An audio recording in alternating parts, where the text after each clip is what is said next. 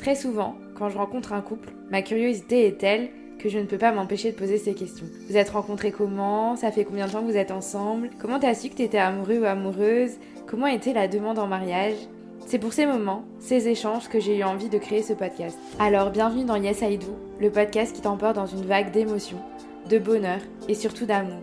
Yes I Do, c'est le podcast pour rêver, vibrer et frissonner. Si vous souhaitez suivre l'aventure du podcast et les coulisses, je vous invite à suivre le compte Instagram yesido.podcast et n'hésitez pas à vous abonner sur les plateformes d'écoute et me laisser un avis pour me soutenir dans ce nouveau chapitre. Bonjour Virginie. Bonjour Carole. Alors aujourd'hui, c'est un épisode un peu spécial parce que tu vas nous parler de ton métier qui est donc wedding planner. Est-ce que tu peux te présenter avant tout? Bien sûr. Donc moi c'est Virginie, je suis wedding planner de l'agence Hera et Harmonia. Donc c'est ma propre agence, de wedding planner. Ça fait 2 ans, que j'ai créé mon agence. Donc avant ça, j'étais, conseillère voyage, sur, principalement du voyage de noces. Et puis, j'ai décidé de changer, d'orientation et de me former. Donc, j'ai fait une école de formation, dédiée au mariage, qui m'a permis donc d'être wedding planner. Puis je me suis formée aussi en tant qu'officiante de cérémonie pour également officier donc les cérémonies sur les jours J. Moi, je suis basée à Tours, en région centre, mais après je peux me déplacer, partout en France, là où les mariés veulent que j'aille, j'irai. Je peux aller à l'étranger aussi, enfin voilà. Il y a pas de limite, à mes déplacements. Donc bah, mon métier, ça consiste à organiser un mariage. Donc ça peut être vraiment de A à Z. Donc là, c'est vraiment une organisation complète. Quand c'est comme ça, en fait, on va vraiment faire tout.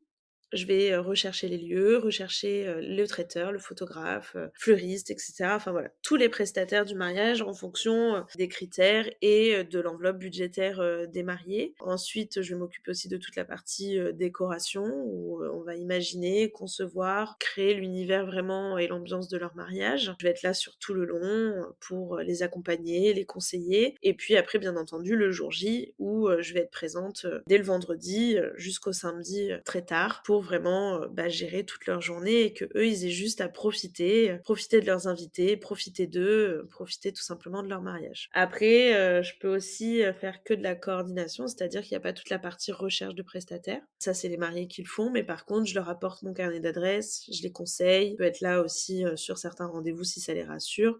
Donc voilà, il y a quand même toute une partie aussi accompagnement, mais pas la partie, recherche de prestataires. Et puis, bah, comme je le disais, je suis aussi officiante de cérémonie, donc quand, les mariés font des cérémonies laïques, s'ils veulent quelqu'un, qui ne soit pas un de leurs proches, je peux donc officier. Ok, bah écoute, merci pour toutes ces précisions. Comment tu t'organises aujourd'hui en tant que wedding planner dans ta vie de tous les jours pour gérer tous les mariages que tu as en cours, trouver des prestataires, etc. Enfin, ça ressemble à quoi une journée avec toi? Aucune journée qui se ressemble dans mon planning, mais globalement, comme une journée, lambda, on va dire, je me lève, je regarde mes mails, je regarde les messages de mes mariés si j'ai eu des messages. Si j'ai des recherches de prestataires, bah, je vais faire mes recherches, envoyer des mails, faire des appels. S'il y a des visites à organiser, j'organise les visites et dans ces cas-là, bah, après je vais faire les visites avec mes mariés. Pour les traiteurs, je vais faire des repas tests avec eux. Donc en fait, chaque journée est différente. J'ai des journées où je vais faire que des carnets de déco, donc je vais travailler que sur ça toute la journée. Après, en fait, là, vu que je suis à mon c'est ma propre société, je gère mon temps et je gère mon planning, en fait, en fonction de mes mariés et en fonction, bien sûr, de l'ordre de priorité de mes tâches. Enfin, j'imagine que c'est un métier qui prend quand même du temps, beaucoup de place aussi dans ta vie perso. Et du coup, est-ce que c'est compliqué de combiner un peu bah, ta vie pro avec ta vie perso? Oui, c'est compliqué un peu au début, forcément. C'est compliqué parce que forcément, c'est son entreprise. Forcément, on se donne, corps et âme pour, son entreprise, hein. Après maintenant, bah, il y a des petites choses qui se mettent en place, je réponds pas le soir, parce que, bah, le soir, j'ai une vie. Ou alors si je réponds, c'est vraiment que j'ai un moment et que ça va pas me prendre longtemps ou que la question posée, va pas me prendre longtemps. Mais, voilà, j'applique des horaires comme sur une journée lambda. Après, je peux m'adapter bien sûr à mes mariés, en fonction d'eux et en fonction de leur métier. Voilà, si ça va les arranger et que moi ça me dérange pas, et ben, pas de souci. Mais forcément que oui, ça impacte déjà sur la saison des mariages, forcément ça prend une grosse partie et c'est les week-ends donc bah, déjà j'ai pas de week-end, très clairement, entre mai et septembre en gros, mes week-ends forcément sont réservés au mariage, la semaine aussi, mais après voilà, c'est une question de gestion. Ouais, je comprends et à peu près en moyenne par an, tu gères combien de mariages? Enfin, tu organises combien de mariages? Donc l'année dernière, j'étais à 12 mariages, cette année j'en suis à 16 et là pour 2025, j'ai, 7 mariages déjà. Ah, c'est une bonne gestion que tu dois avoir. Ça va. Depuis que tu as commencé ton métier, c'est quoi le mariage le plus, incroyable que tu as organisé? Je dirais un peu tous, mais celui qui était peut-être le plus alors, pas forcément le plus incroyable, mais on va dire que c'était vraiment le mariage où j'ai eu le plus de prestataires à gérer. Ils voulaient vraiment beaucoup de choses. Il y avait un feu d'artifice, il y avait un magicien, il y avait un caricaturiste, il y avait un saxo, il y avait une calèche, il y avait énormément, énormément de prestataires. C'était aussi, mon plus gros mariage en termes de budget avec, pareil une décoration florale qui était folle. Donc voilà, je dirais que c'était celui-ci parce que voilà, il y avait pas mal de choses, mais sinon tous les mariages que j'organise sont incroyables. Mmh. Et est-ce que tu as un souvenir, un moment d'un des mariages, auxquels tu as participé ou plusieurs d'ailleurs, qui t'ont vraiment qui te marqueront vraiment, pour toujours? En fait, je l'ai pas dit avant, mais donc moi, au niveau de mon fonctionnement et de mon agence, je prône vraiment le côté, feeling avec mes mariés. Je le dis, je le marque partout, je serai leur BFF. Enfin voilà, je serai vraiment la personne et donc tous mes couples, m'ont marquée. Après voilà, il y a des petits moments, oui, qui sont hyper fun ou qui sont vraiment sympas.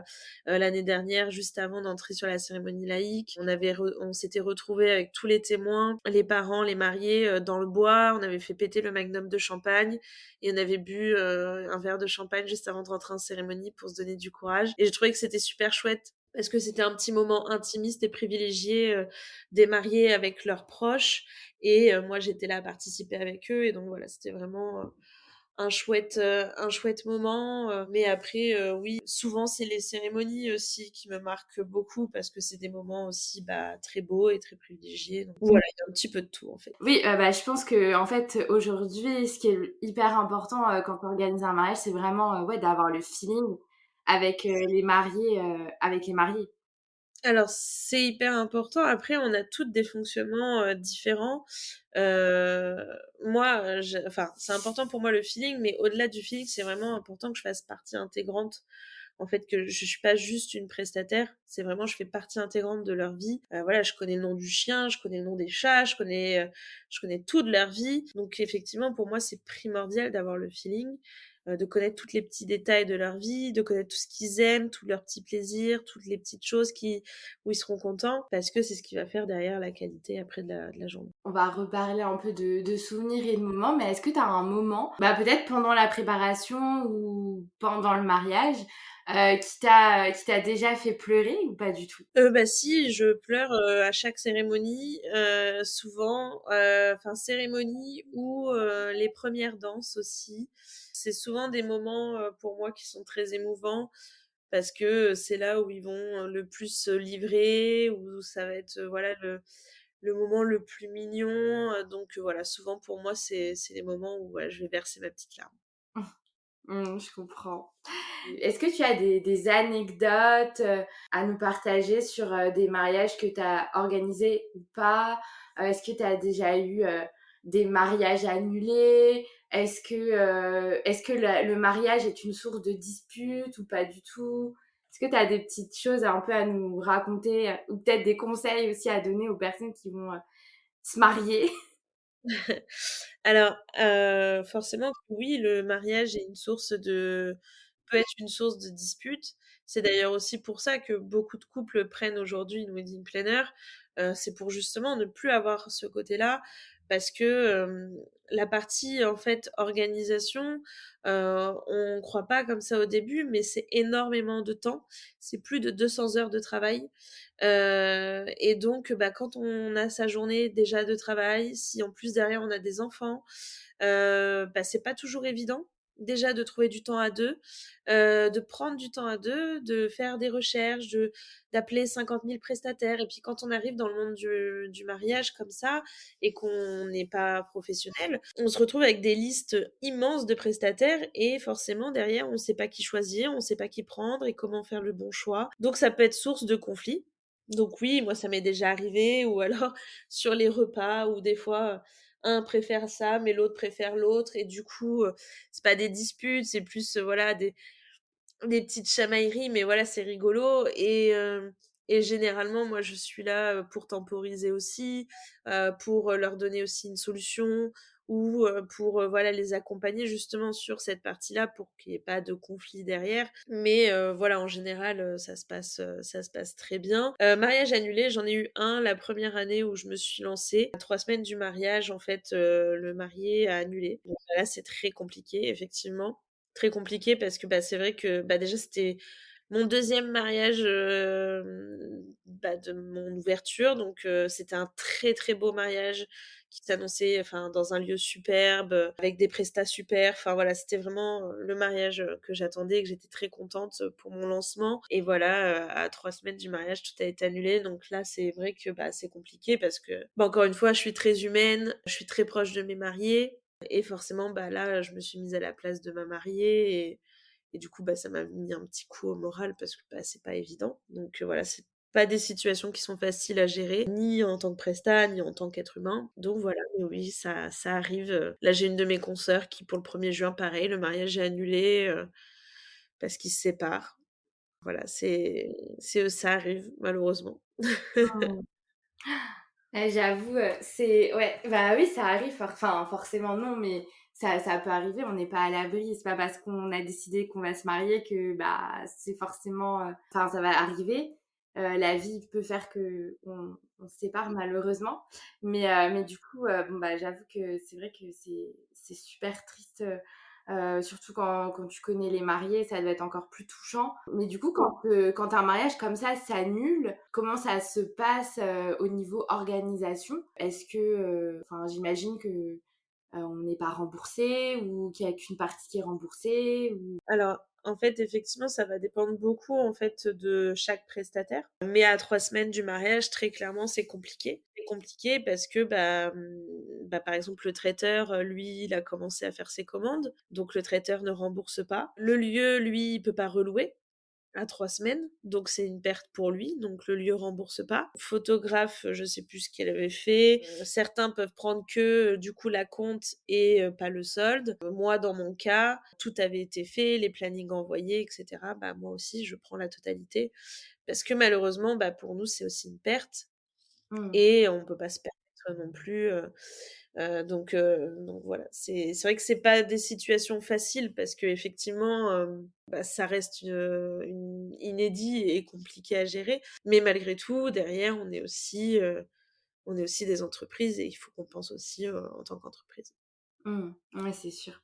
Bah, c'est sûr que 3 semaines, aller à 3 semaines du mariage, c'est un peu niveau timing, c'est un peu compliqué pour rebondir, quoi. Ah bah, oui, oui, c'est clair. Est-ce que dans l'organisation de tous les mariages que tu as pu faire, tu as eu des demandes, un peu improbables ou atypiques? Non, pas tant. Enfin, souvent, c'est moi qui propose des idées un petit peu folles aussi, parce que j'aime bien les choses qui changent, les choses un peu originales. Mais là, par exemple, cette année, je vais avoir une tatoueuse, sur, le cocktail, voilà, j'essaye toujours d'apporter des petites choses un petit peu comme ça qui changent aussi. C'est pas spécialement improbable, mais voilà, ça va être des petites choses un peu comme ça, quoi. Mmh. Bah, quand même une thérapie, mais ça change. Oui, oui, oui, non, mais ça c'est vrai que ça change, mais ouais, ça va être peut-être des petits éléments un peu comme ça qui vont être un peu plus originaux, là, ce week-end, on avait, 2 peintres qui étaient là, qui ont fait, une toile, en direct, voilà, ça va être des petites choses comme ça qui sont un peu plus originales. Génial. Ah oui, j'ai vu dans ta story, la toile. Ouais, c'était très chouette. Ouais, ça avait l'air très, très beau. Aujourd'hui, si tu devais donner, enfin, je sais pas si tu avais, par exemple, 3-4 conseils à donner aux personnes qui veulent se marier pour l'organisation de leur mariage, ce serait quoi? Bah, prendre une wedding planner. Alors honnêtement, je le dis pas que par rapport à moi, mais en vrai Il faut pas croire déjà que prendre une wedding planner, ça veut dire que derrière vous avez un mariage à 100 000 €. Mmh. Heu, En moyenne, les budgets mariage que j'organise, ils sont entre 20 000 et 60 000, donc je suis en milieu de gamme. Il faut savoir qu'aujourd'hui, de toute façon, globalement, le panier moyen d'un mariage en France, on est plutôt autour des 20 000 €. C'est possible moins, hein, bien sûr, c'est toujours possible moins. Ça va dépendre du lieu, ça va dépendre du traiteur, ça dépendra du nombre de personnes, ça va dépendre des envies, tout simplement, des mariés. Mais voilà, c'est pas parce qu'on prend une wedding planner que tout de suite on a un mariage à 100 000, 500 000, 1 million. Pas du tout. Mais prendre quelqu'un, c'est vraiment aussi, avoir ce confort d'organisation et surtout ce confort le jour J. Parce que comme, je le disais, faut savoir qu'une journée de mariage, c'est donc déjà l'organisation d'un mariage, souvent ça prend 1 an et demi, voire 2 ans même. Donc c'est beaucoup de temps, c'est long, pour une journée qui va durer à peine 48 heures. Et la journée du mariage, elle passe tellement vite qu'on la voit pas passer. Donc si c'est pour gérer le jour J, tout les petites choses qui va se passer, gérer les prestataires, bah, en fait, on voit rien. Et déjà quand on invite 80-100 personnes, c'est énorme. Donc vous allez pas voir déjà tous les invités. Si en plus de ça, faut aussi s'occuper des prestataires, des petites choses qui peuvent arriver parce qu'il arrive toujours quelque chose sur un mariage, bah, ça peut être compliqué et on profite moins. Donc voilà, ça c'est vraiment mon premier conseil. Voilà, si on peut, vraiment prenez quelqu'un parce que, ça vaut le coup et être tranquille le jour de son mariage, bah, ça vaut le coup. La deuxième, c'est, ne pensez pas que, en fait, c'est pas parce qu'on se dit, «Ah là, le mariage, faut qu'on fasse ça, ça, ça, ça, ça, qu'il faut faire ça, ça, ça, ça, ça». C'est pas parce que, depuis des millénaires, on fait une pièce montée au dessert qu'il faut faire une pièce montée ou un wedding cake, parce que maintenant on est sur des wedding cakes. C'est pas vrai. Là, le mariage que j'ai fait ce week-end, les mariés voulaient ni wedding cake, ni pièce montée. On a fait un dessert à l'assiette et pour quand même marquer le coup, on a mis des scintillants sur les bouteilles. Les serveurs et même nous, on a défilé avec les bouteilles, musique à fond. On a apporté les 2 assiettes avec les 2 desserts des mariés et voilà, et ça fait le job et on a mis une animation et c'était hyper fun et dynamique. Les témoins se sont levés, tout le monde tapait dans les mains et c'était aussi chouette que de faire une arrivée d'un gâteau, parce que souvent ce que les mariés me disent, c'est: «Nous, on a l'impression d'être des débiles derrière le gâteau». En fait, ça plaît, mais beaucoup le font parce que ça fait mariage. Tout comme par exemple, l'entrée en salle. L'entrée en salle, si on se sent pas de faire, l'entrée en salle tout seul, bah, prenez vos témoins. Et vous faites une entrée à plusieurs et comme ça vous êtes pas tout seul, vous êtes avec du monde, vous vous sentez moins regardé. Idem sur la première danse, beaucoup, paniquent sur la première danse alors qu'on demande pas aux gens d'être Fred Astaire. Si on n'est pas danseur dans la vie, ça sert à rien de se lancer dans une choré hyper organisée qu'on va pas se souvenir et du coup il y aura pas d'émotion, ça va pas se ressentir, enfin, ce sera pas extraordinaire. Alors qu'à la limite, vous faites un slow, ça dure à peine 1 minute, vous invitez après tout le monde à venir, soit pour rejoindre sur le slow, soit on part sur une musique dynamique et hop. En fait, voilà, c'est plein de petites choses, plein de petits détails où souvent on se dit: «Ah, faut qu'on fasse ça parce que ça fait mariage» ou Mmh. «parce que c'est comme ça, parce que c'est la tradition». On n'est pas obligé. On n'est pas obligé. Si vous avez pas envie de faire des jeux, par exemple, pendant le mariage, on n'est pas obligé. C'est pas obligatoire d'avoir des jeux, hein. Donc voilà, c'est plein de petites choses comme ça, ou alors on peut faire, mais moderniser certaines choses, améliorer certaines choses. Voilà, c'est rien n'est obligatoire sur le mariage. Donc ça serait mon deuxième conseil, vraiment, faire ce que vous avez envie, c'est important. Et puis le troisième, bah, c'est se faire plaisir. Organiser un mariage et même se marier tout court, c'est un budget.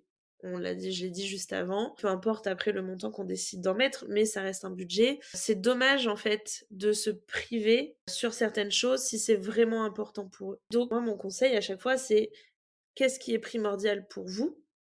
Est-ce que c'est la musique? Est-ce que c'est le traiteur? Est-ce que c'est la salle? Est-ce que c'est les fleurs et la déco? Enfin voilà, qu'est-ce qui est primordial? On va d'abord du coup faire tout ça, tout ce qui est important, primordial, et puis après on verra le reste.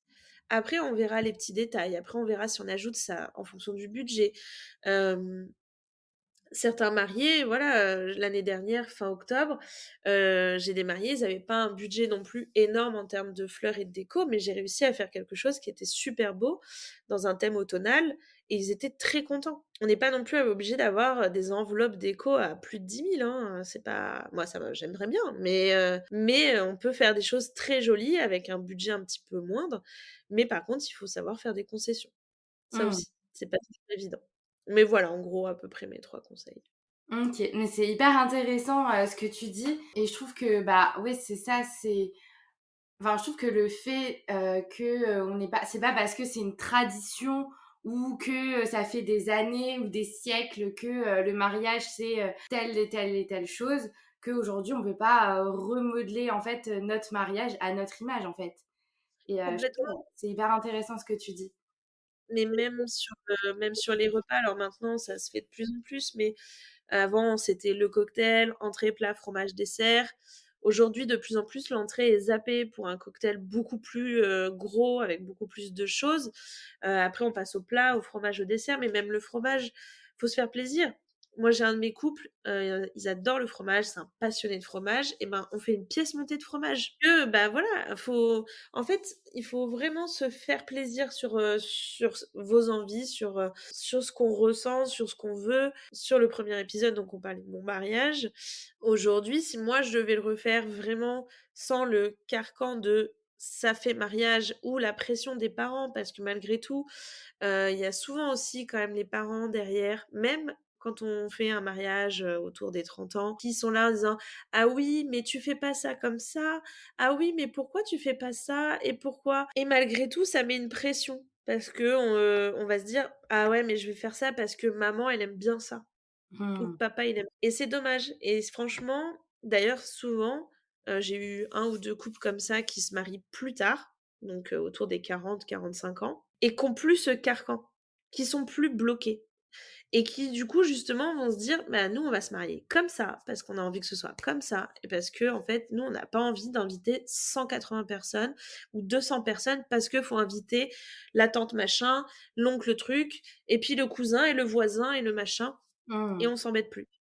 Le problème, souvent, sur un premier mariage, c'est vrai que on a tendance à se dire: «Ah oui, mais attends, lui, il faut que je l'invite parce que si je l'invite pas, il va être vexé». Même si ça fait 15 ans que je lui ai pas parlé. Et puis, bah, je vais inviter lui parce que si j'invite lui, mais que j'invite pas lui, bah, du coup, il sera vexé aussi. Sauf que quand après tous ces gens-là, ils sont invités, qu'ils viennent au mariage, ils sont contents, ils mangent, ils boivent, on s'amuse, c'est super. Puis, bah, après, vous avez plus aucune nouvelle. Donc au final, c'est cool, on a invité des gens, mais au final, un, on leur a pas parlé, 2, on n'a pas profité et du coup, ça ressemble peut-être pas finalement au mariage que vous vouliez. Donc voilà, c'est des choses comme ça. Moi, si demain je devais me remarier, alors c'est difficile d'inviter moins de personnes parce que j'ai une grande famille, mais déjà, je pense que, moi, je ferais plus un truc en mode grand festival, avec vraiment musique en extérieur, musique tout le temps, avec, plein de stands, d'origines différentes, je ferais une cérémonie laïque parce que je me suis déjà mariée religieusement. J'aurais une robe courte, j'aurais une combi, je changerais au moins 3 fois de tenue. Je penserais à des choses différentes parce que c'est pareil souvent sur la robe aussi, je le vois beaucoup parce que j'accompagne mes mariés. C'est pareil sur la robe et je le comprends parce que je l'ai vécu aussi moi-même. On a toujours ce petit côté quand même petite fille où on se dit: «Ah, j'aimerais bien avoir une robe comme ça» parce que bon, d'un côté, il y a le côté princesse, puis il y a maman aussi derrière souvent qui est là: «Ah, ah oui, on dirait une princesse» et puis quand on change un peu et qu'on a envie d'un peu plus quelque chose de moderne, des fois ça passe pas ou alors on se sent moins rassuré parce que nos proches vont moins dire: «Ah ouais, ça on adore, vas-y ose» et on va plus se dire: «Non, je vais revenir sur un truc classique parce que voilà, c'est mieux». Alors qu'en vrai, bah, faut oser, et penser aussi aux tenues d'après parce que souvent on pense pas, on se dit: «Vas-y, on va prendre notre robe, elle est incroyable», peu importe qu'elle soit princesse, pas princesse, bohème, pas bohème, enfin, peu importe. Mais souvent on pense pas que la robe malgré tout, même sur une robe bohème, il y a un moment où on n'en peut plus. Mmh. Arrivé à 1 heure du matin, on n'en peut plus. S'il y a une traîne, c'est pire. Moi, j'avais une traîne qui faisait presque 2 mètres, à la Kate Middleton. Donc c'est pire, les gens marchent dessus, c'est lourd et il faut penser à quelque chose, en fait. Il faut penser à une autre tenue et justement, si la première est plus classique, se dire, bah, que la deuxième, même si c'est pas très cher, hein, il y a des petits magasins qui peuvent être très sympas, mais avoir quelque chose qui va changer. Là, ce week-end, ma mariée, à 1 heure du matin, elle est passée en combi. Combi pantalon, elle était trop à l'aise, elle pouvait danser toute la nuit, enfin c'était parfait. Donc voilà, Mmh. faut pas hésiter et penser à vraiment aussi être confort et être à l'aise sur son mariage. Mais c'est hyper marrant ce que tu dis parce que, alors, pour le coup, moi, je suis pas mariée, mais j'ai assisté à plusieurs mariages de copines. Et franchement, ma vision du mariage, elle a complètement changé suite à ces mariages. Parce que à l'époque, quand j'étais petite, bah pareil, comme tu dis, j'imaginais le gros mariage de princesse, etc., etc. Et cetera. Et aujourd'hui, vraiment, je suis dans un tout autre mood, quoi. Hyper, et c'est hyper marrant parce que en fait, c'est et moi, j'apprends entre guillemets des mariages de mes copines et je me dis: «Ah oui, mais en fait, bah, c'est ça comme tu dis, inviter, le voisin de maman ou et cetera, alors que la personne, tu la vois jamais, elle te connaît pas et cetera». Enfin, pour moi, personnellement, je me suis dit: «Mais en fait, non, je à mon mariage, je veux que des gens que je connais et avec qui je sais que demain, si je les invite chez moi, je passerai une bonne soirée, quoi. Mais c'est hyper marrant de voir un peu le changement entre quand on est petit, qu'on Mmh. a une image, ouais, vraiment bah, de mariage de princesse et quand on grandit, et cetera. Enfin, et je me reconnais vraiment dans tout ce que tu racontes, donc c'est assez marrant. Mais oui, oui, c'est pour ça et puis les modes changent aussi, même d'un point de vue déco, souvent, c'est vrai que j'essaye de faire aussi beaucoup, changer ou orienter, mes mariés vers autre chose parce que, alors Pinterest, c'est génial, mais Pinterest n'est pas toujours un ami parce que, malgré tout, on voit toujours les mêmes choses. Le champêtre et le bohème, c'est cool, mais ça fait plus de 10 ans, en fait. Donc il y a un moment, faut aussi changer, voir autre chose. Donc on peut rester sur du bohème, voilà, mais bah, peut-être, pimper le côté bohème avec quelque chose d'un peu plus moderne. Déjà pour pas avoir le mariage de tout le monde, parce que c'est quand même dommage d'avoir la même déco que, 80 de la population française et puis aussi, bah, pour que ce soit un petit peu plus peps, un peu plus dynamique. On voit beaucoup de pampas, beaucoup de dames Jeanne, beaucoup de terracotta. Faut faire autre chose. Alors, j'adore le terracotta, dans ma chambre, j'ai un mur terracotta, j'adore la pampa, j'en ai partout chez moi. Mais mais c'est vrai que sur les mariages, la pampa, par exemple, elle peut être super bien mixée avec des fleurs fraîches et puis au lieu de la dame Jeanne, pourquoi pas des amphores blanches? Et du coup, ça va apporter un truc, un twist, autre chose, qui va du coup donner un côté pareil, beaucoup plus chic, beaucoup plus élégant du mariage et qui va, les invités vont se dire: «Waouh, ça c'est canon. Il y a de la Mmh. pampa, mais pas de dame Jeanne. Du coup, c'est trop bien». Le terracotta, c'est pareil, c'est une très jolie couleur, mais du coup, on peut la pimper avec peut-être des touches d'un orange un peu plus vif pour venir contraster ou alors si on est sur de l'automnal, du vert sapin. Enfin voilà, on peut venir vraiment jouer aussi avec ça et donc c'est ce que j'essaye de vraiment aussi conseiller mes mariés, sur cette partie-là pour leur montrer que, bah, oui, on peut faire des choses aussi. Et pareil sur les animations et sur les activités, on parlait des jeux et cetera, mais les animations, c'est pareil. Donc là, moi, je vais avoir une tatoueuse, sur un des mariages, j'ai déjà eu magicien, j'ai déjà eu caricaturiste, des peintres qui viennent dessiner, et en fait, les invités racontent une anecdote et les peintres viennent dessiner l'anecdote sur la toile et la toile est récupérée par les mariés. On peut avoir des barres à paillettes, on peut avoir plein de choses, en fait. Et du coup, ça va venir aussi donner une autre dimension au mariage et quelque chose un peu plus sympa et qui casse un peu les codes. Mmh. Et en parlant de casser les codes, qu'est-ce que tu penses, toi, de se marier en blanc? Heu, enfin, est-ce qu'aujourd'hui, c'est aussi un code qu'on pourrait faire évoluer? Enfin, moi, je sais qu'il y a une personne de ma famille, par exemple, elle s'est mariée en rouge. Alors, le moi, je reste sur ça, j'adore quand même, les mariés en blanc, mais je suis pour mettre un côté plus fun sur les robes. Avoir de la perle, avoir de la broderie, avoir du court et du long, jouer voilà sur les matières et cetera. Après les robes de couleur, je trouve ça très beau, mais pour moi dans ces cas-là, dans un second temps Mmh. du mariage. Mais sur la partie cérémonie, j'aime bien ce côté blanc quand même, enfin blanc et cru. Oui. Mais, heu, mais après pourquoi pas avoir une robe, d'une autre couleur, sur, la soirée par exemple. et d'avoir du coup quelque chose d'un petit peu plus confort ou une combi ou autre chose, une robe courte, mais pourquoi pas, ça peut être chouette aussi. Ou jouer sur les accessoires. Les accessoires peuvent aussi venir, twister un petit peu la robe.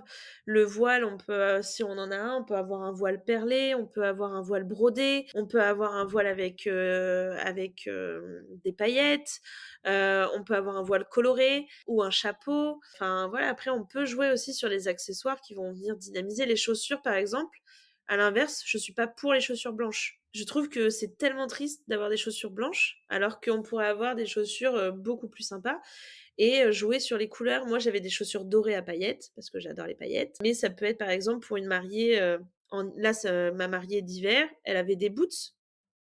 J'ai une mariée qui avait des Doc Martens, et demain, si je devais me remarier, je pense que je mettrais mes Santiago. Mmh. Et en fait, je trouve que sur les chaussures, on peut venir jouer. On peut avoir des chaussures en velours si on se marie plus sur l'automne, l'hiver.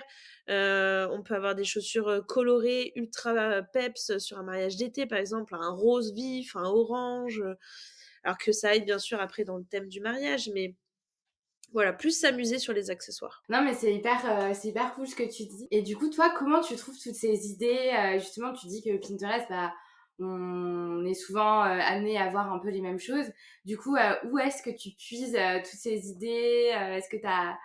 Enfin, voilà, où tu trouves toute ton inspiration? Alors, bah, forcément Pinterest, en partie. Après, beaucoup sur Insta. Je suis beaucoup de wedding planners, américaines, parce que malgré tout, bah, les États-Unis, sont précurseurs sur beaucoup de choses. Donc je suis beaucoup de wedding planners américaines, pour voir un peu les tendances, ce qui va venir. Après, chaque année aussi, Pantone dévoile sa couleur de l'année.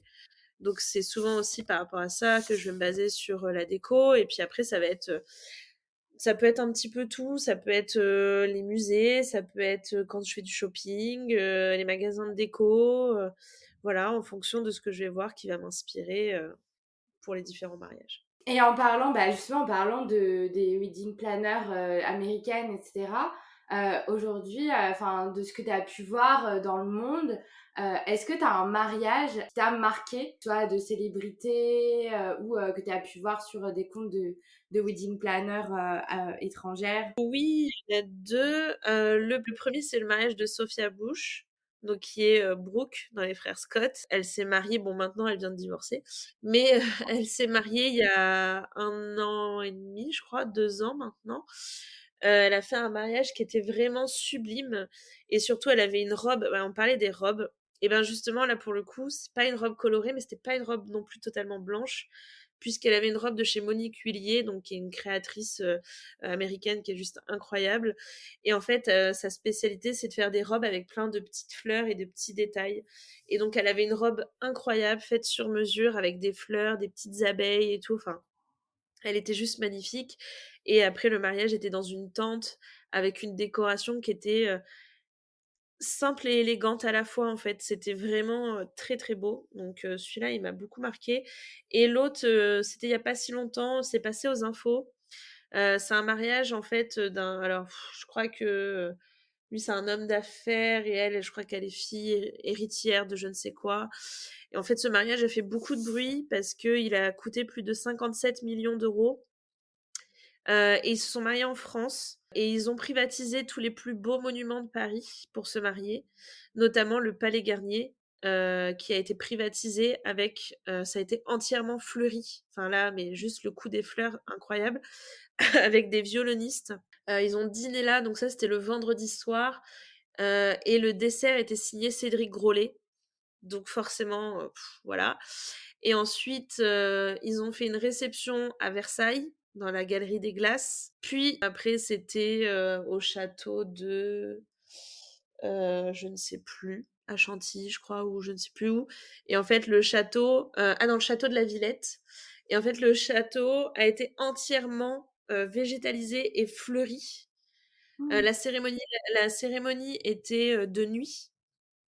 Enfin c'était fou et avant ça, elle a fait 5 jours, de, EVJF, Mmh. dans un des plus beaux hôtels, du désert américain et chaque jour était un thème différent. Mais c'était fou, c'était une dinguerie, enfin voilà, je l'avais partagé sur mon compte, en story, voilà. C'était alors là, c'est vraiment marqué parce que, forcément, on fait ce qu'on veut, Mmh. mais c'était juste aussi que c'était dingue de se dire que tous les monuments de Paris, ils les ont tous privatisés, que enfin, la quantité de fleurs, de travail, même en termes d'organisation, la wedding planner qui a organisé, le mariage, mais ça devait être juste, une pression de dingue. Enfin, je pense que d'ailleurs, elle a dû faire que ce mariage-là parce que Mmh. ça devait être fou, quoi. Donc voilà. Ah, j'avoue que ça a l'air, dingue. Je vais regarder ça après, parce que ça m'intrigue, et enfin, j'ai pas alors ça me parle vaguement, mais enfin, ça c'est ouf. Je vais regarder après sur internet, pour avoir, les photos et plus de détails parce que ça m'intrigue vraiment. Et je reviens juste sur, le mariage du coup, de Brooke, enfin, de Sophia Bush et sa robe, oui, effectivement, elle était incroyable. Ça m'avait beaucoup marqué et je me rappelle que c'était une des inspirations de robe pour une copine et franchement, ouais, sa robe magnifique, quoi. Et hyper originale. C'est ça, très originale, très élégante et pour le coup, je préfère ça qu'une robe complètement full couleur, en jour J. Et qu'est-ce que tu penses du fait des invités qui s'habillent en blanc? Je suis pas contre l'idée, à partir du moment où les mariés ou surtout la mariée est en accord avec ça et justement je trouve que c'est canon et je vais parler après de l'autre couleur souvent qu'on bannit. Moi ça me gêne pas, après il faut vraiment que les mariés soient en accord. Si c'est pas sur le jour J, ça peut être par exemple sur le vendredi, ça se fait de plus en plus maintenant de faire en fait des welcome dinners, donc les dîners en gros de bienvenue. Souvent c'est avec une première partie d'invités qui vont dormir sur le lieu par exemple, ou les témoins ou voilà, témoins parents et bah, par exemple, là, pourquoi pas faire, du coup, tout en blanc? Un dress code blanc pour le vendredi ou le dimanche, maintenant, beaucoup font des brunchs, font des garden parties, ils font, voilà, piscine quand il y a une piscine et cetera. Bah, pourquoi pas le dimanche faire, pareil, un dress code tout en blanc, si le samedi, on préfère, que les invités soient dans une autre couleur. Mmh. Donc mais moi ça me dérange pas. Si les mariés sont en accord avec ça, je trouve que ça peut être, très beau aussi et du coup, pareil sur le noir, souvent on bannit le noir sur un mariage, alors que le noir peut vraiment être très beau et très classe. Je le dis parce que je l'ai fait l'année dernière. J'ai organisé le mariage, d'un couple d'amis à moi et le thème c'était, bah, c'était un thème rock and roll et donc tous les témoins, garçons, demoiselles d'honneur dont je faisais aussi partie et ben, on devait être en noir et du coup, bah, je trouve que c'est hyper classe, en fait. C'est très élégant, tous les gars étaient en full black, les filles, on avait toutes des robes longues, noires et je trouve que, voilà, ça a un côté aussi très classe et le noir n'est pas réservé qu'au deuil. On a le droit de se mettre en noir sur un mariage, ça peut être très beau, très classe, si tout le monde suit un dress code, moi, ça me choque pas non plus le noir. Après, voilà, faut aussi, apprécier la couleur et se sentir en accord avec ça, mais pour moi, voilà, c'est pas une couleur bannie. Et est-ce que, parce que là tu parlais justement du thème rock'n'roll. Est-ce que c'est important d'avoir un thème pour son mariage ou pas forcément? Non, en fait, c'est fini le temps où on faisait des thèmes, pareil, très précis. Là, quand je dis que c'était un thème rock'n'roll, c'était vraiment l'ambiance, en fait, que les mariés voulaient donner. Quand on parle d'un thème champêtre, bohème, c'est un peu, voilà, par rapport à l'ambiance. Maintenant, on n'est pas obligé d'avoir un thème obligatoire. Si on n'a aucune idée, on peut juste partir sur un thème couleur. C'est-à-dire qu'on va voir quelles sont les couleurs que les mariés aiment, quelles sont les couleurs qu'ils aiment pas, et qu'est-ce qui va bien se mettre ensemble. On n'est pas obligé d'avoir un thème, cinéma, Disney, et je ne sais quoi. Enfin, déjà parce que derrière ça veut dire qu'il va falloir adapter toute la déco par rapport à ça et surtout, si ça vous correspond pas, ça sert à rien. Il faut pas se forcer, en fait. Donc l'idée, c'est vraiment, de voir qu'est-ce que les invités aiment et qu'est-ce que les mariés aiment plutôt et qu'est-ce qui vont, leur ressembler. Là, le mariage qui est passé ce week-end, les 2 mariés n'avaient pas de thème, simplement que, ils voulaient quelque chose qui soit hivernal. Heu, donc en thème couleur, on est parti sur du bleu foncé et du vert sapin avec du blanc et du coup, on a tourné tout autour de ça et les éléments qu'on fait penser au côté hivernal, bah, ça a été, le cadeau invité qui était une tasse avec, un sachet pour faire du vin chaud. Dans la déco, on a mis du sapin, pour avoir ce côté un peu hivernal. Le menu, sur la papeterie, en fond, c'était, des sapins un petit peu flous. Hem, donc on a apporté des petites touches hivernales comme ça par-ci par-là. Mais voilà, on n'est pas obligé, pareil, si on se marie, à Noël et j'en ai un cette année, on n'est pas obligé non plus d'être dans le cliché du rouge, du doré. On peut très bien se marier à Noël, mais avoir un autre thème couleur et rapporter ce côté Noël avec autre chose. Quand on se marie sur un thème, par exemple, je reviens sur le bohème et le champêtre parce que c'est quand même, ce qui est, souvent, heu, enfin, ce qui revient souvent. On n'est pas obligé d'avoir que de la pampa ou on n'est pas obligé d'avoir que du bois ou enfin voilà, il y a des choses aussi à retravailler, là-dessus. En fait, quand on prend un thème, ou une ambiance, on n'est pas obligé de rester au sens littéral du mot. Il Mmh. faut vraiment, voilà, on peut le retravailler, on peut travailler dessus. Mmh. Et c'est hyper intéressant, ce que tu dis et du coup, je rebondis encore sur un autre, une autre facette du mariage, mais sur la saison. Parce que là, tu parles justement de mariage d'hiver et c'est assez «rare» entre guillemets, en tout cas, de ce qu'on voit en général, on se marie plutôt, printemps-été ou automne, mais en mariage d'hiver, je trouve ça plutôt, plus rare et pour toi, c'est quoi, les avantages de se marier en hiver? C'est quoi le mieux? Est-ce que c'est quand même mieux de se marier au printemps-été ou qu'est-ce que tu penses de ça? Et ben, moi, je suis contente de faire du mariage d'hiver. Pour moi, il y a pas de bonne saison. Encore une fois, faut pas se dire: «On se marie, donc faut qu'on se marie en été ou au printemps». Déjà, en plus, se dire ça en se disant: «Il fera beau». Aujourd'hui, on le sait, on le voit, on n'a plus de saison. C'est pas parce qu'on est en août qu'on va avoir 30 degrés. Août l'année dernière, pendant les 10 premiers jours d'août, il faisait un temps horrible. Il faisait froid, il pleuvait, enfin donc en fait, ça veut absolument rien dire. Donc il faut vraiment choisir la saison en fonction aussi de soi. Là, par exemple, mes mariés de février ou même ceux de décembre, l'hiver, c'est leur saison préférée. Ils adorent l'hiver, c'est leur saison préférée, c'est leur moment préféré. Et ben, allons-y. Et en plus, l'avantage sur un mariage d'hiver, c'est que déjà, vous allez avoir plus de dispo, donc plus facilement tous les prestataires que vous aimez. Certains prestataires peuvent être moins chers, comme la salle, parce que forcément, c'est pas les dates qui remplissent le plus. Donc certaines salles ont un tarif basse saison et un tarif haute saison. Les fleurs, parce que malgré tout, les fleurs d'hiver ne sont pas les mêmes que les fleurs d'été.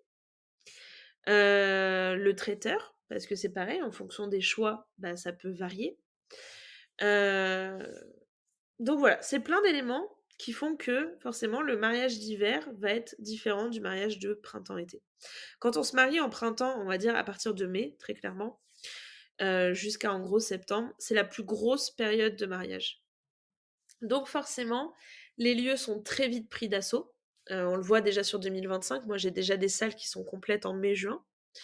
Les salles sont très vite pris d'assaut, tous les prestataires sont très vite pris d'assaut et donc finalement, on se retrouve des fois avec des choix, qui sont plus difficiles. Mmh.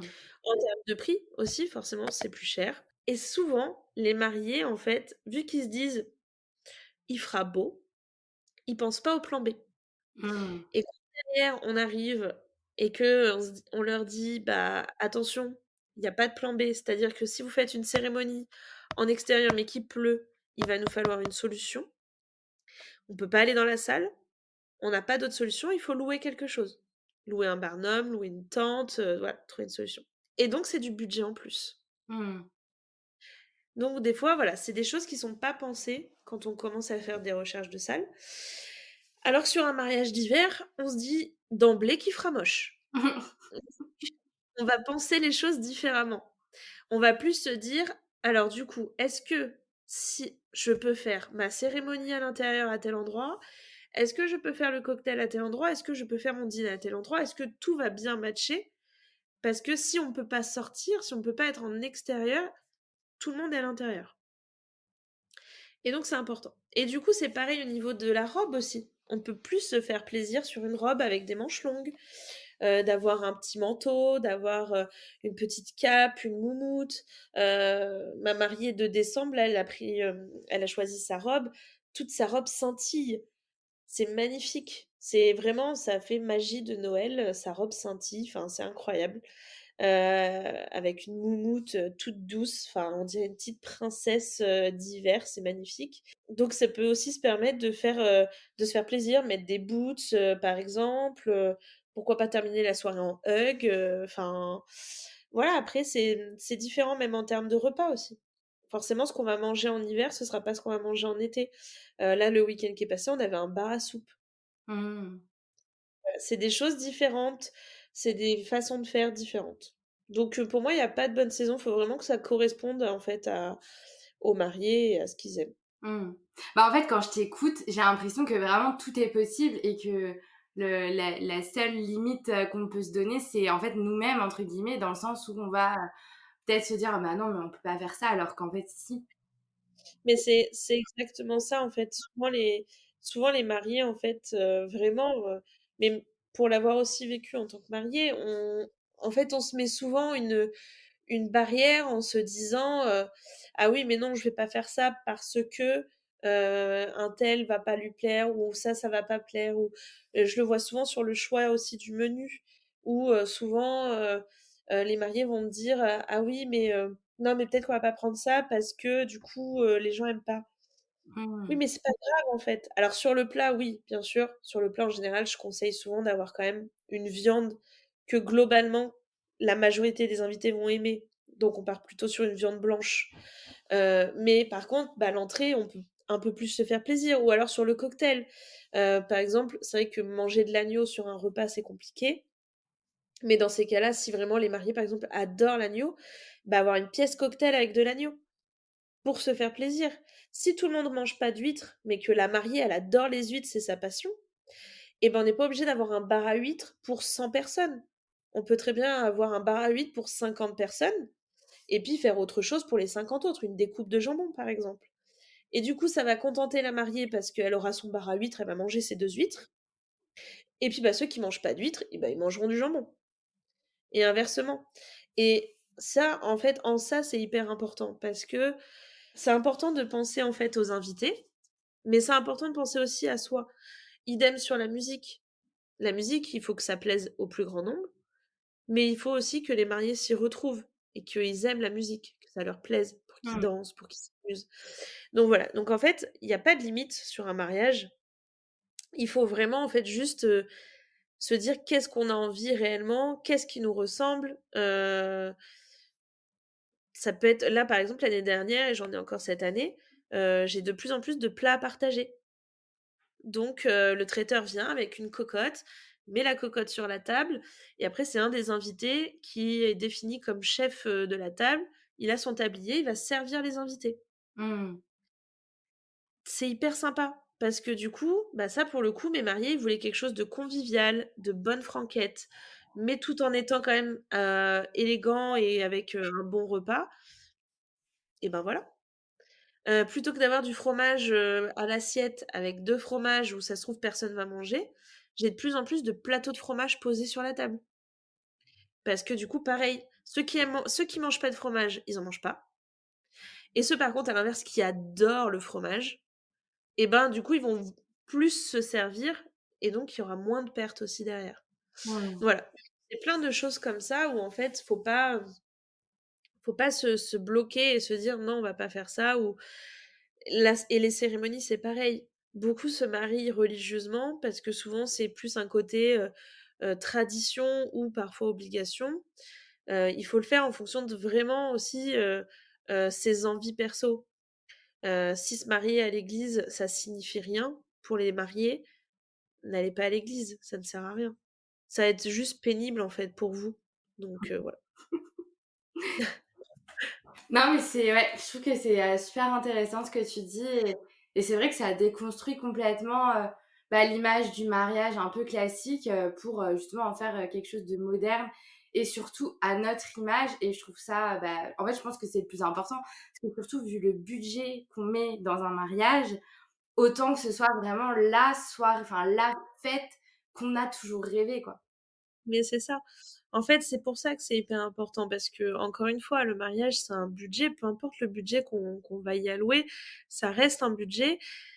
Si c'est pour faire des choses qui, en fait, au final, plaisent pas tant que ça, ou juste parce qu'il faut le faire, en fait, c'est dommage. Et du coup, je reviens sur l'idée du dessert, par exemple. J'ai beaucoup de mariés qui prennent un wedding cake parce qu'ils veulent pas manger de pièces montées, mais qui veulent pas non plus qu'il y ait pas de gâteau. Mais encore une fois, on peut faire un buffet de dessert, par exemple. On peut faire une fontaine de chocolat avec des fruits et dans ces cas-là, on peut faire une fontaine de champagne ou de pétillant, pour, donner un truc un peu plus festif si on a envie. On peut faire, un dessert à l'assiette comme je disais, en amont. En fait, on peut faire plein de choses. Il y a plein de choses qui sont possibles et réalisables et qui peuvent permettre, d'avoir quelque chose de cool sans pour autant, voilà que enfin et que ça vous corresponde. Encore une fois et même par rapport au budget, on peut avoir des choses qu'on a envie, mais qui vont coûter cher et on peut trouver des solutions. J'ai un couple, ils voulaient, un truc, marquant pour leurs invités à la fin de la cérémonie et je leur avais proposé, les feux d'artifice colorés qu'on voit maintenant, de jour. Mais c'est quand même un coût pour le peu de temps que c'est lancé et donc je leur ai proposé, bah, sinon on cache des bouteilles de champagne ou de pétillant, peu importe, mais quelque chose qui fait de la bulle. Et puis à votre sortie, vous les secouez et là, explosion de champagne et vos témoins, eux, ils explosent des fumigènes colorés et on aura un truc très beau visuellement, un côté très fun, une musique qui va être hyper dynamique et du coup, on aura quand même une sortie qui va être stylée, mais d'un point de vue économique, qui nous aura coûté moins cher. Donc en fait, il faut juste trouver le bon équilibre entre voilà ce qu'on a envie, le budget et l'alternative qu'on peut trouver par rapport à ça. Non, mais c'est hyper, ouais, enfin, je comprends, enfin, je suis complètement d'accord avec ce que tu dis. Je reviens sur quelque chose dont tu as parlé tout à l'heure, mais le fait que la famille, parfois, bon, pas tout le temps, mais donne souvent son avis, impose certaines choses. Comment, en fait, est-ce que toi, tu arrives à conseiller aussi les mariés sur le fait de, bah, en fait, c'est vous qui vous mariez et pas votre famille. Du coup, bah, en fait, même si ils ont une certaine vision de votre mariage, etc., bah, vous restez quand même les décisionnaires. Et comment tu vas faire la part des choses entre bah, les avis des parents et l'avis des mariés, quoi. Oui, souvent, alors ça, c'est souvent, ça arrive, quand, des mariés, par exemple, viennent avec leurs parents, sur, des dégustations. Ça arrive que voilà, forcément des fois alors des fois, globalement, les parents, c'est toujours des bons moments et je m'entends très bien avec eux et souvent, ils peuvent avoir un avis, très, différent ou et souvent, pendant le repas, je vais redire, «Après, de toute façon, c'est votre mariage, c'est vos choix», et puis même sur des rendez-vous, enfin, voilà, si des fois, mes couples me disent: «Oui, bah, on nous a dit ça, qu'est-ce que tu en penses?»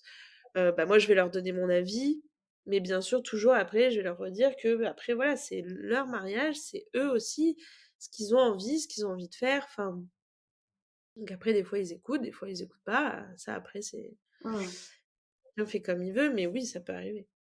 Bah, super. Et j'ai une question un peu globale sur le mariage. Aujourd'hui, pour toi, avec donc ton métier, plus tous les mariages que tu as organisés, plus bah, les liens que tu as pu créer avec les couples, etc.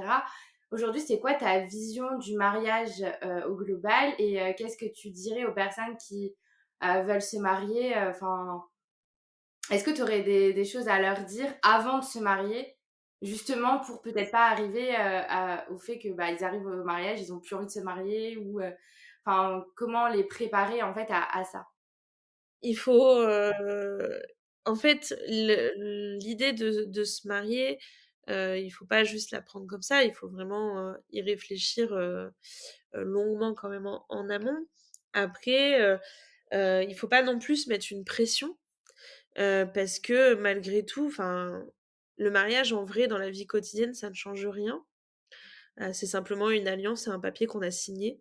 Mais très concrètement, quand on vit depuis des années avec son compagnon ou sa compagne, logiquement, le mariage ne change pas vraiment grand-chose dans sa vie quotidienne. Donc voilà, faut pas se mettre de pression non plus là-dessus.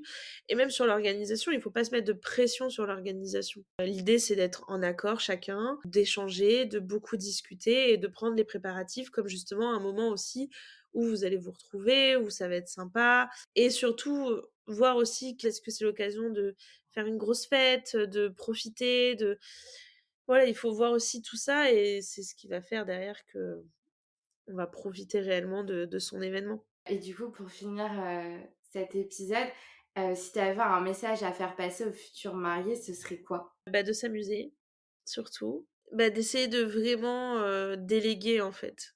Parce que, alors que ce soit une professionnelle ou pas, mais le fait de déléguer aussi à quelqu'un de sa famille, de ses proches, témoins et cetera, souvent, c'est quand même, pareil, c'est contraignant. Moi, je sais que souvent les témoins, ils viennent me voir, ils sont trop contents parce qu'ils se disent: «Ah c'est bon, nous on a terminé ce qu'on avait à faire et maintenant c'est toi et c'est génial parce que maintenant on va pouvoir aller boire des coups, s'amuser et puis on va pouvoir, profiter» et c'est vrai que c'est la vérité, et vraiment, faut profiter. Ces 48 heures, ça passe super vite. On a à peine le temps le matin de se lever, qu'en fait, on est déjà en prépa, qu'après, on est déjà sur les cérémonies, on est déjà au cocktail, puis le repas commence, et puis bah, il est déjà 1 heure du matin, et 3 heures après, la fête, elle est finie. Clairement, c'est ça. Une journée de mariage, ça passe très vite, donc vraiment, profiter, profiter, profiter, et si possible, déléguer. Parce qu'en fait, en déléguant, la mariée, en fait, on va dire qu'elle remet toute l'organisation, on va dire, sur tes épaules, si c'est toi qui organise le mariage et elle peut vraiment, bah, en fait, profiter, ouais, de son moment, de sa journée, plutôt que se dire: «Bon, bah, qu'est-ce que je dois faire maintenant? C'est quoi?» enfin, ouais, je C'est ça. comprends, Mais tous les mariés, en fait, l'année dernière, par exemple, le matin, ma mariée se faisait préparer. Le marié, il vient me voir, il me dit: «Bah, Virginie, je fais quoi?» Je lui dis: «Bah, rien, va profiter» et ben, il a mis son maillot de bain, il a été retrouver ses copains et ils étaient à la piscine toute la matinée et le midi, ils sont allés chercher un domac, ils sont revenus au lieu et puis c'était McDo pour tout le monde. Enfin, c'était génial et du coup, ils ont vécu leur mariage tellement sereinement que pour eux, c'était parfait. Parce qu'ils ont pas eu à réfléchir, ils ont pas eu à se dire: «Ah là là, mais alors attends, le traiteur, il arrive à telle heure. Et puis ça, il faut que je le prépare. Et puis lui, il va arriver là. Mais moi, je suis en cérémonie. Donc comment je fais?» Et ça se fait. Ça se fait. Il y a des mariages qui se font sans wedding planner et ça se fait, il y a pas de souci. Mais ça enlève un stress. Ça enlève un stress, ça enlève de la pression, ça permet de se rassurer en se disant que, bah, de toute façon, il y a quelqu'un. Là, le oui et il faut se dire aussi, sur un mariage, il se passe toujours quelque chose. mmh. Même les mariés, quand ils le voient pas, souvent je leur raconte le lendemain, mais il se passe toujours quelque chose. Le mariage qui est passé ce week-end, très clairement, en 2 secondes, il a fallu prendre une décision rapide pour se dire qu'on allait faire le cocktail dans le même espace que la cérémonie parce que rester sous la tente, c'était trop compliqué, il faisait trop froid. Ça, clairement, c'est une prise de décision rapide parce que aussi il a fallu faire un changement de décor en 2 minutes. Mmh. Ça, les mariés, clairement, ils ont pas à gérer ça. À un moment, les plombs, ils ont sauté. Donc j'ai été remettre les plombs. Ça, c'est pareil, c'est pas les mariés qui s'en occupent. Je sais pas comment ils se sont débrouillés, il y a une des tables qui s'est à moitié, cassé la figure. Il y a eu, des verres par terre et cetera. En 2 secondes, mon équipe et moi, on est arrivés, le traiteur, il est arrivé et à nous tous, on a tout nettoyé, tout remis en place. Mariés, ils ont rien fait, rien capté, ils étaient dans leur truc et du coup, bah, c'est des petites choses, mais malgré tout, c'est des petites choses qui viennent pas polluer les mariés. Mmh. Donc voilà, sur plein de choses comme ça, c'est quand même, plus confort pour Mmh. profiter de sa journée. Et ouais, c'est clair. Et du coup, là, je vais dans l'autre sens, enfin, c'est une question qui vient de me venir, en tête. Mais qu'est-ce que tu donnerais comme conseil aux personnes qui souhaiteraient devenir wedding planner? Alors, faut vraiment se former parce que, faut savoir qu'en fait, il y a aucune, enfin, il y a rien d'obligatoire. On n'est pas obligé d'avoir un diplôme pour être wedding planner. C'est pas obligatoire. Maintenant, ne pas se former, pour moi, enfin, c'est pas la bonne idée. Donc je pense que c'est important de se former et surtout de bien se former. Il faut aussi avoir bien conscience, de tout ce qui va être sur nos épaules, de bien étudier son marché, de bien étudier sa cible. Qui est-ce qu'on veut viser? Qui sont nos clients? Notre marque, comment on veut être? Qu'est-ce que représente notre marque? Qu'est-ce qu'elle signifie? Pour qui elle s'adresse? Hem et vraiment étudier aussi, bah, forcément, je dis «concurrence» entre parenthèses parce que, pour moi, on n'est pas réellement concurrentes puisque, chacune a des univers différents, mais pareil, et idem au niveau du marché des prix. Le risque, aujourd'hui, c'est qu'il y a beaucoup de personnes qui se créent, qui se mettent à des prix bas, mais qui sont pas c'est pas parce qu'on est à des prix bas qu'on va avoir plus de contrats, en fait. Parce que ça veut pas dire qu'on est meilleur, ça veut pas c'est pas un signe de qualité, c'est pas se mettre plus bas, en fait, c'est pas forcément intéressant et surtout derrière, ça casse le marché et ça casse notre image. Donc je dis Mmh. pas qu'il faut faire payer non plus 10 000 € la prestation, mais en fonction de sa région et en fonction de aussi, les autres personnes qu'il y a autour et de la cible qu'on vise, bah, voilà, il faut bien étudier son marché, bien faire son business plan, voilà, c'est hyper important. Donc pour moi, c'est vraiment, une très bonne formation, puis après voilà, faire tout ça et surtout, il faut pas penser que, être wedding planner, c'est super, on boit, du champagne, pendant les jours J et c'est génial. Alors oui, on boit une coupe, hein, avec nos mariés, je vais pas le cacher.